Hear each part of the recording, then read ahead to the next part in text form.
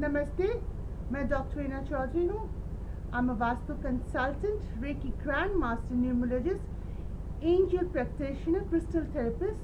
I do read tarot card and lot of such modules I do practice के लिए आप मुझे contact कर सकते हो. Today's spiritual tips. We all have wall clocks in our house. So as for Vastu, there are some direction which are good to keep wall clock and some direction we should not keep wall clock. Wall clock generally enhances the energy of a particular zone. So the best place to keep wall clock is the north direction or east direction. If north and east directions are not available, we can keep on the west direction.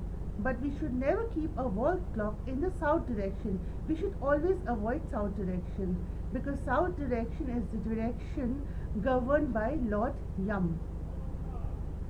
So for more such details, do follow me. God bless you all.